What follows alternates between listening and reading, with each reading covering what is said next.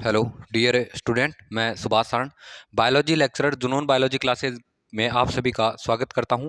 आज अपन डिस्कस करने वाले हैं different system of classification of living organism. जितने भी लिविंग ऑर्गेनिज्म है उसके अंदर क्लासिफिकेशन के सिस्टम कौन कौन से होते हैं उसका डिस्कस करने वाले हैं, ठीक है ना। तो उनका अपन डिस्कस करेंगे, जिसमें सबसे पहला आता है two kingdom system of classification.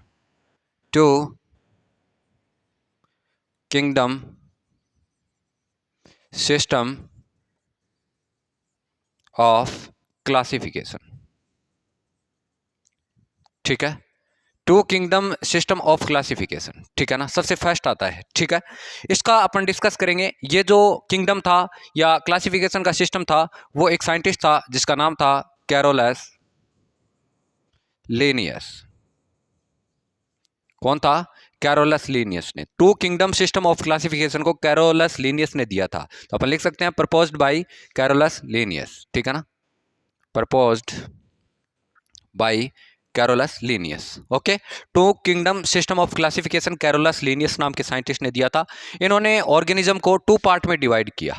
कितने पार्ट में डिवाइड किया? टू पार्ट में डिवाइड किया। एक में प्लांट को रखा तो उसका नाम दिया प्लांटी, और एक का नाम दिया एनिमिलिया, ठीक है ना, एनिमिलिया। तो टू किंगडम ऑफ या two kingdom system of classification को कैरोलस लिनियस नाम के साइंटिस्ट ने दिया था, और उन्होंने ऑर्गेनिजम्स को टू पार्ट में डिवाइड किया था, प्लांटी और एनिमिलिया, ठीक है ना। एक फाइलम इसने प्लांटी रखा, दूसरा एनिमिलिया रखा, ठीक है।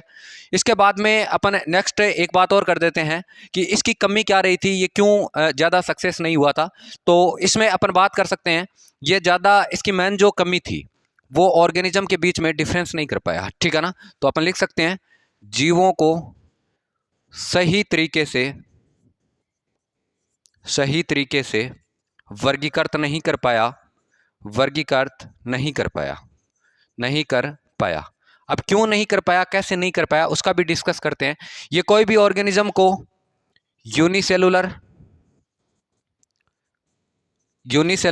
एंड मल्टीसेलुलर रूप में डिवाइड नहीं कर पाया। दैट मीन्स कोई भी ऑर्गेनिज्म कोई एक कोशिकीय है या बहुकोशिकीय है, उसमें कोई विभेद नहीं कर पाया, डिफरेंस नहीं कर पाया। इसके अलावा इसने क्या किया, ये प्रोकैरियोटिक और प्रोकैरियोट्स एंड यूकैरियोट्स में डिफरेंट अपन बोल सकते हैं विभेद नहीं कर पाया, ठीक है। ये प्रोकैरियोट्स और यूकैरियोट्स में भी क्या नहीं कर पाया, विभेद नहीं कर पाया। वो जीवों को फोटोसिंथेटिक एंड नॉन फोटोसिंथेटिक रूप में नहीं रख पाया। कौन नहीं रख पाया? कैरोलस लिनियस ने। इतनी बातें अच्छे से नहीं कर पाया, जिसकी वजह से ये two kingdom system of classification ज़्यादा सक्सेस नहीं हुआ था। इसको किसने दिया था? Two kingdom of systematic of classification की बात करें, two kingdom system of classification की बात करें, तो ये कैरोलस लिनियस नाम के साइंटिस्ट ने दिया था। ऑर्गेनिज्म को टू पार्ट में डिवाइड किया था, प्लांटी और कौन सा, एनिमिलिया। इसकी ये कमी थी कि वो को सही तरीके से समानता और असमानता के आधार पर वर्गीकृत नहीं कर पाया। उसने यूनिसेलुलर और मल्टीसेलुलर में ज़्यादा डिफरेंस नहीं देख पाया, उसको नहीं सेट कर पाया। इसके अलावा प्रोकैरियोटिक और यूकैरियोटिक को अच्छे से वर्गीकृत नहीं कर पाया। ये कुछ जो ऑर्गेनिज्म थे जो फोटोसिंथेसिस कर रहे थे, कुछ नहीं कर रहे थे, उनके अंदर ज़्यादा डिफरेंट नहीं कर पाया, जिसकी वजह से ये जो क्लासिफिकेशन सिस्टम होता है वो ज़्यादा सक्सेस नहीं हुआ था। तो ये था two kingdom system of classification, ठीक है ना। तो इसका स्क्रीनशॉट लीजिए। इसके बाद में एक साइंटिस्ट और आया था, ठीक है ना, उसका भी थोड़ा सा डिस्कस कर लेते हैं, ठीक है। इसके बाद में एक साइंटिस्ट आया था सीबी वॉन नेल। उसके बाद में एक साइंटिस्ट आया था जिसका नाम था सीबी वॉन नेल, ठीक है ना। और ये बात है 1962 की। कब की बात है? 1962 की। इन्होंने ऑर्गेनिजम्स को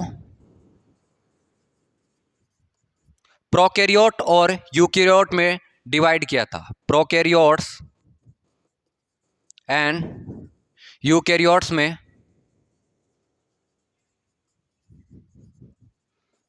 डिवाइड किया था। किसने किया था? सीबी वॉन नेल के नामक साइंटिस्ट ने 1962 के अंदर ऑर्गेनिज्म को प्रोकैरियोट्स और यूकैरियोट्स में रखा था। प्रोकैरियोट को अलग रख दिया, यूकैरियोट्स को अलग रख दिया। कौन सा साइंटिस्ट था? सीबी वॉन नेल था। ठीक है ना, यहाँ से भी क्वेश्चन पूछे जाते हैं, तो आपको ये बात याद रखनी है कि जीवों को प्रोकैरियोटिक और यूकैरियोटिक में किस साइंटिस्ट ने रखा था। ठीक है ना, तो नेक्स्ट आता है, आगे अपने 2 किंगडम क्लासिफिकेशन देख लिया। अब नेक्स्ट देखते हैं, अपन बात करते हैं 3 किंगडम ऑफ क्लासिफिकेशन। कौन सा? 3 किंगडम ऑफ क्लासिफिकेशन। ठीक है, 3 किंगडम 2 का देखा, अब बात करते हैं 3 किंगडम ऑफ क्लासिफिकेशन। ठीक है, 3 किंगडम की बात करें तो ये जो क्लासिफिकेशन था, एक साइंटिस्ट था जिसका नाम था हैकल। ठीक है, हैकल नाम के साइंटिस्ट ने इस क्लासिफिकेशन को दिया था। ठीक है ना, इन्होंने जीवों को 3 पार्ट में डिवाइड किया था। जितने भी ऑर्गेनिज्म है उसको 3 पार्ट में अपन बात करें क्लासिफाइड किया था, जिसमें मोनेरा, या अपन बोल सकते हैं प्रोटिस्टा। इन्होंने प्रोटिस्टा, ठीक है, प्लांटी और एनिमेलिया में डिवाइड किया था। किस में डिवाइड किया? मोनेरा, सॉरी, प्रोटिस्टा, प्लांटी और एनिमिलिया में। किस साइंटिस्ट ने, किसने किया था? मोस्टली कौन सा साइंटिस्ट आया था? हैकल नाम का साइंटिस्ट आया था, जिसने जीवों को 3 भागों में वर्गीकृत किया। एक को प्रोटिस्टा में रखा, दूसरे को किस में रखा? प्लांटी में, तीसरा एनिमिलिया के अंदर रखा। हैकल नाम के साइंटिस्ट ने रखा था। तो 3 kingdom of classification proposed by Haeckel. ठीक है ना, किसने दिया था? Mostly 3 kingdom of classification proposed by Haeckel नाम के साइंटिस्ट ने दिया था। 4 किंगडम क्लासिफिकेशन की बात करें, ठीक है ना, 4 किंगडम, नेक्स्ट आता है 4 किंगडम ऑफ क्लासिफिकेशन। ठीक है, 4 किंगडम ऑफ क्लासिफिकेशन। नेक्स्ट आता है अपना 4 किंगडम ऑफ क्लासिफिकेशन। ठीक है, 4 किंगडम जो क्लासिफिकेशन था, वो एक साइंटिस्ट था जिसका नाम था कॉपलैन। क्या नाम था? कॉपलैन नाम के साइंटिस्ट ने ये 4 किंगडम क्लासिफिकेशन को दिया। इसने ऑर्गेनिज्म को 4 पार्ट में डिवाइड किया। कितने पार्ट में डिवाइड किया? 4 पार्ट के अंदर डिवाइड किया। जैसे हैकल ने कितने पार्ट में डिवाइड किया था? 3 पार्ट में डिवाइड किया था। इसने 4 पार्ट में डिवाइड किया, जिसमें फर्स्ट मोनेरा, दूसरा प्रोटोक्टिस्टा, तीसरा मेटाफाइटा और मेटाजोआ। तो लिख सकते हैं, फर्स्ट कौन सा है? मोनेरा, मोनेरा, सेकंड प्रोटोक्टिस्टा, और थर्ड आता है मेटाफाइटा, मेटाफाइटा, और 4 नंबर पे आता है मेटाजोआ। ठीक है, कितने पार्ट में डिवाइड किया इसने? मोस्टली 4 पार्ट में ऑर्गेनिजम्स को डिवाइड किया। मोनेरा, प्रोटोक्टिस्टा और मेटाफाइटा, और कौन सा? मेटाजोआ। मोनेरा के अंदर जो ऑर्गेनिजम्स आते हैं उसकी बात करें तो ये मोस्टली यूनिसेलुलर होते हैं। यूनिसेलुलर, ठीक है ना, दैट मीन्स एक कोशिकीय होते हैं। ठीक है, और इसके अंदर न्यूक्लियस या ट्रू न्यूक्लियस होता है।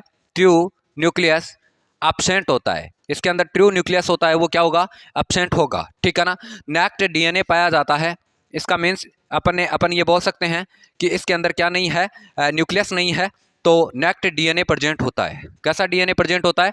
मोनेरा के अंदर ये ऑर्गेनिज्म यूनिसेलुलर होते हैं और नेक्ट डीएनए होता है। प्रोकैरियोट्स को रखा गया है। अपन ऐसा बोल सकते हैं, इसमें किसको रखा है? प्रोकैरियोट्स को रखा है। ठीक है ना, इसके अंदर किसको रखा? प्रोकैरियोट्स को रखा है।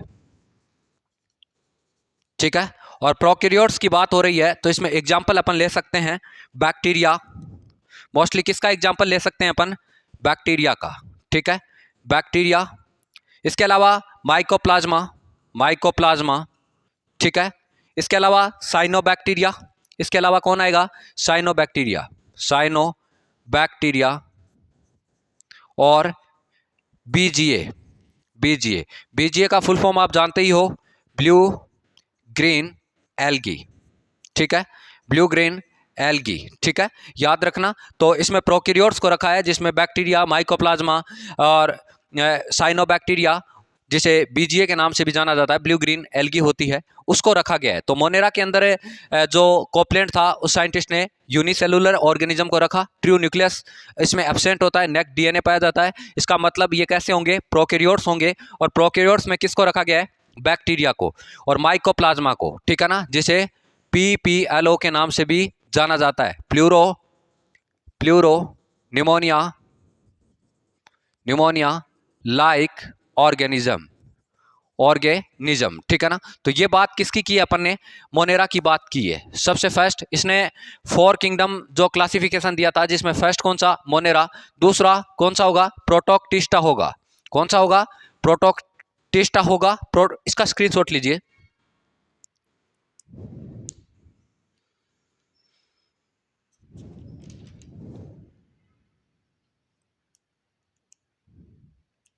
ठीक है, अब बात करते हैं प्रोटोक्टिस्टा की, ठीक है। अब देखते हैं नेक्स्ट आता है कौन सा आता है, प्रोटोक्टिस्टा आता है। इसमें कौन से ऑर्गेनिज्म को रखा गया है, ठीक है ना। इसमें ट्रू न्यूक्लियस वाले ऑर्गेनिज्म को रखते हैं, जिसका न्यूक्लियस क्या होगा, ट्रू, ठीक है, ट्रू न्यूक्लियस। दैट मीन्स ये कैसे होंगे, यूकैरियोट्स होंगे। कैसे होंगे, यूकैरियोट्स होंगे, ओके। और ये ऑर्गेनिज्म होते हैं ये यूनिसेलुलर होते हैं, लेकिन इनका न्यूक्लियस कैसा पाया जाता है, ट्यूब पाया जाता है, जिसमें फंजाई आता है। फंजाई इसमें कौन आएगा एग्जाम्पल के रूप में, फंजाई आएगा, एल्गी आएगा, प्रोटोजोआ आएगा, ठीक है ना। फंजाई, एल्गी और प्रोटोजोआ, इन सबको रखा गया है। किसके अंदर रखा गया है, प्रोटोक्टिस्टा के अंदर, प्रोटोक्टिस्टा, ठीक है ना। तो अपन ने कितना डिस्कस कर लिया, 2 ऑर्गेनिज्म का डिस्कस कर लिया, 2 फाइलम का डिस्कस कर लिया है। सबसे फर्स्ट मोनेरा, सेकंड कौन सा, प्रोटोक्टिस्टा, ठीक है ना। इसको भी लिख लीजिए। अब बात करते हैं अपन थर्ड की। थर्ड के अंदर अपन किसको लेते हैं, ठीक है, थर्ड के अंदर अपन लेते हैं मेटाफाइटा को, ठीक है ना। इसके अंदर किसको लेते हैं, मेटाफाइटा को लेते हैं, ठीक है। मेटाफाइटा थर्ड कौन सा है, मेटाफाइटा, ओके। और इसके अंदर सारे के सारे मल्टी सेलुलर कौन से ऑर्गेनिज्म, जितने भी मल्टी सेलुलर फोटोसिंथेटिक ऑर्गेनिज्म होते हैं, मल्टी सेलुलर फोटोसिंथेटिक ऑर्गेनिज्म को रखा गया है, ऑर्गेनिजम्स को रखा गया है। सब के सब प्रकाश संश्लेषण करते हैं, बहुकोशिकीय होते हैं। उन सबको किस में रखा गया है, मेटाफाइटा के अंदर रखा गया है। इसका मतलब इसके एग्जाम्पल की बात करें, इसके एग्जाम्पल की अगर बात करें तो इसके अंदर ब्रायोफाइटा आ गया। इसके अलावा टेरिडोफाइटा, ठीक है, टेरिडोफाइटा। इसके अलावा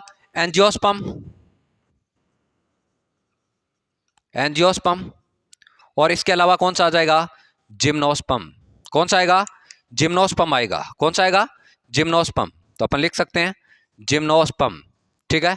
कितने हो गए, ब्रायोफाइटा, टेरिडोफाइटा, एंजियोस्पर्म और जिम्नोस्पर्म, सारे के सारे मल्टी सेलुलर होते हैं। इसका मतलब ये फोटोसिंथेसिस करने वाले भी होते हैं।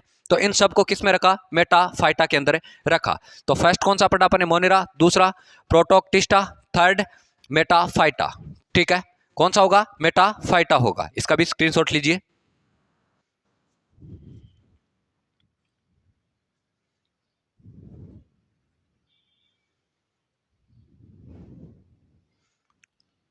ठीक है, 4 नंबर का डिस्कस करते हैं, 4 नंबर का डिस्कस करते हैं, जिसका नाम है मेटाजोआ। कौन सा है, नेक्स्ट इज मेटाजोआ। अब मेटाजोआ कैसा होता है उसका भी डिस्कस कर लेते हैं। मेटाजोआ, ठीक है। इसके अंदर जो ऑर्गेनिज्म आते हैं वो सारे के सारे मल्टी सेलुलर होते हैं, मल्टी सेलुलर, ठीक है।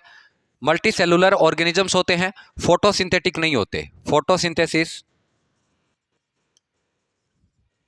एब्सेंट होता है, ठीक है, एब्सेंट होता है। सारे के सारे कैसे होते हैं, मल्टी सेलुलर होते हैं, फोटोसिंथेसिस एब्सेंट होता है। और इन जीवों के अंदर ब्लास्टुला और गैस्टुला फेज पाई जाती है। इसके अंदर क्या क्या पाई जाती है, ब्लास्टुला और गैस्टुला। तो मैं लिख सकता हूं ब्लास्टुला एंड गैस्टुला, ठीक है। डेवलपमेंट होता है एम्ब्रियो का, उस टाइम ब्लास्टुला और गैस्टुला का फॉर्मेशन होता है। इसका मतलब अपन बोल सकते हैं इसके अंदर सारे के सारे vertebrate vertebrate and non vertebrate को रखा है, नॉन वर्टिब्रेट को रखा है, ठीक है। वर्टिब्रेट और नॉन वर्टिब्रेट को इसमें इंक्लूड किया गया है, क्योंकि ये मेटाजोआ में आता है। मेटाफाइटा के अंदर प्लांट्स आते हैं सारे के सारे, और ये मेटाजोआ है तो इसके अंदर सारे के सारे मल्टी सेलुलर ऑर्गेनिजम्स या अपन बोल सकते हैं एनिमल्स, ठीक है, जिसके अंदर फोटोसिंथेसिस होता है सॉरी एब्सेंट होता है, और उन ऑर्गेनिज्म के अंदर ब्लास्टुला और गैस्टुला का फॉर्मेशन होता है। किसका फॉर्मेशन होता है? ब्लास्टुला और गैस्टुला का। इसका मतलब वर्टिब्रेट और नॉन वर्टिब्रेट सबको मेटाजोआ के अंदर इंक्लूड किया है। तो ये था कॉपलैंड नाम का साइंटिस्ट, जिसने ऑर्गेनिजम्स को 4 फाइल में डिवाइड किया गया था, या डिवाइड किया था, मोनेरा, प्रोटोक्टिस्टा और कौन सा, मेटाफाइटा और मेटाजोआ, ठीक है। मोनेरा के अंदर यूनिसेलुलर ऑर्गेनिज्म थे, सारे के सारे कैसे थे? यूनिसेलुलर ऑर्गेनिज्म थे। ट्रू न्यूक्लियस एब्सेंट था, प्रोकैरियोट्स थे, ठीक है। नेक्ट डीएनए पाया गया था। इसका मतलब उसके अंदर अपन ने कुछ बैक्टीरिया को, साइनोबैक्टीरिया को, बीजीए को, माइकोप्लाज्मा को लिया था, ठीक है। सेकंड कौन सा आया? प्रोटोक्टिस्टा आया, ठीक है। ये ऑर्गेनिज्म होते हैं यूनिसेलुलर, लेकिन ट्रू न्यूक्लियस प्रेजेंट होता है इसके अंदर। ट्रू न्यूक्लियस क्या होता है? प्रेजेंट होता है, होते यूनिसेलुलर है, इस सॉरी मल्टी यूनिसेलुलर होते हैं, न्यूक्लियस ट्रू होता है, ठीक है। इसका एग्जांपल अपने फंजाई का लिया था, ठीक है, एल्गी का लिया था। इसके अलावा आगे अपन ने थर्ड किया था मेटाफाइटा, जिसमें सारे के सारे फोटोसिंथेटिक ऑर्गेनिज्म आते हैं। इसका मतलब इसके अंदर क्लोरोफिल प्रेजेंट होता है। क्या होता है? क्लोरोफिल प्रेजेंट होता है, फोटोसिंथेसिस करने वाले होते हैं, जिसमें ब्रायोफाइटा, टेरिडोफाइटा, जिम्नोस्पर्म और एंजियोस्पर्म, इन सबको लिया था, ठीक है। अब नेक्स्ट आता है मेटाजोआ। मेटाजोआ के अंदर ऑल मल्टी सेलुलर ऑर्गेनिज्म आते हैं। कैसे ऑर्गेनिज्म? मल्टी सेलुलर ऑर्गेनिज्म होते हैं। इसका मतलब अपन बात कर सकते हैं, इसके अंदर क्लोरोफिल होता है, वो एब्सेंट होता है, क्लोरोफिल, ठीक है। क्लोरोफिल क्या होता है? एब्सेंट होता है, क्योंकि इसमें नॉन फोटोसिंथेटिक ऑर्गेनिज्म आते हैं। फोटोसिंथेसिस इसके अंदर एब्सेंट होता है। इन ऑर्गेनिज्म के अंदर ब्लास्टुला और गैस्टुला जो अपन बात करें स्ट्रक्चर है, उसका फॉर्मेशन होता है। इसके अलावा अपन ने बात किया इसके एग्जांपल में वर्टिब्रेट और कौन से आए हैं? नॉन वर्टिब्रेट आए हैं। तो ये कॉपलैंड का क्लासिफिकेशन था। तो 2 किंगडम क्लासिफिकेशन था, वो किसने दिया था? कैरोलस लीनियस ने। इसने ऑर्गेनिज्म को एनिमिला और प्लांटी में डिस्कस किया था, ठीक है। सीबी वो ने लाया, ऑर्गेनिज्म को प्रोकैरियोटिक और यूकैरियोटिक में रखा, ठीक है। 3 किंगडम क्लासिफिकेशन था। 3 किंगडम क्लासिफिकेशन में अपन ने क्या किया? जीवों को 3 पार्ट में डिवाइड किया, प्रोटिस्टा, प्लांटी और कौन है? एनिमिलिया, ठीक है। 3 किंगडम हैकल नाम के साइंटिस्ट ने इसको दिया था। 4 किंगडम था, वो कॉपलैंड नाम के साइंटिस्ट ने दिया था, जिसमें मोनेरा, प्रोटोक्टिस्टा और कौन सा? मेटाजोआ और मेटाफाइटा, ठीक है। 4 प्रकार से डिवाइड किया। नेक्स्ट अपन क्लासिफिकेशन देखेंगे 5 किंगडम क्लासिफिकेशन, जो आर.एच. व्हिटेकर नाम के साइंटिस्ट द्वारा दिया गया था। उसको उसमें ऑर्गेनिज्म को 5 पार्ट में डिवाइड किया था, तो मोनेरा, प्रोटिस्टा, फंजाई, एनिमिलिया और प्लांटी के अंदर, ठीक है ना। तो वो नेक्स्ट लेक्चर में डिस्कस करेंगे। आज अपन ने 2 किंगडम, 3 किंगडम और 4 किंगडम, ठीक है ना, उन क्लासिफिकेशन को देखने की कोशिश की, उसके कैरेक्टर को जानने की कोशिश की। उम्मीद करता हूँ ये लेक्चर अच्छे से समझ में आया होगा। इसको आगे से आगे शेयर कीजिएगा। Thank you.